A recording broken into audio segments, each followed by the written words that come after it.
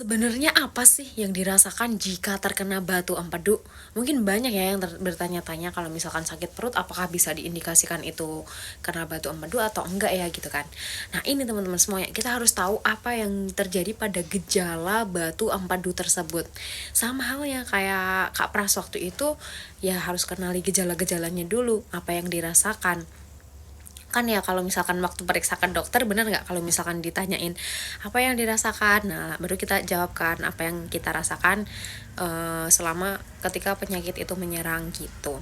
Nah ternyata gejala batu empedu tuh bisa bervariasi teman-teman semuanya, mulai dari nggak ada gejala jadi nggak ngerasain sakit sama sekali, atau bisa juga nyari perut yang parah. Ini dialamin juga sama Kak Pras nih, kalau yang nyari perut yang kayak heboh banget perutnya kayak ditombak-tombak katanya teman-teman.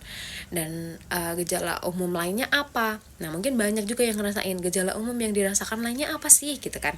Nah yang dirasakan itu nyeri perut kanan atas. Ini apa namanya berdasarkan cerita Kak Pras ya. Mungkin maksudnya gini, karena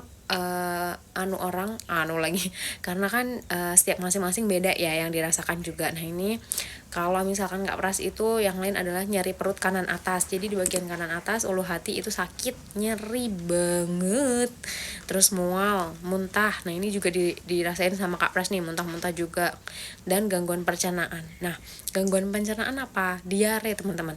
Kak Pras bisa bolak-balik kamar mandi sampai belasan kali waktu itu, dan akhirnya karena udah ngerasa nggak beres ya udah diperiksain ke dokter, dan di USG kaget ada batu empedunya teman-teman. Batu empedunya itu multiple, beda ukuran, ya ukurannya dari 0,8 sampai 1 cm lah, segitulah teman-teman semuanya.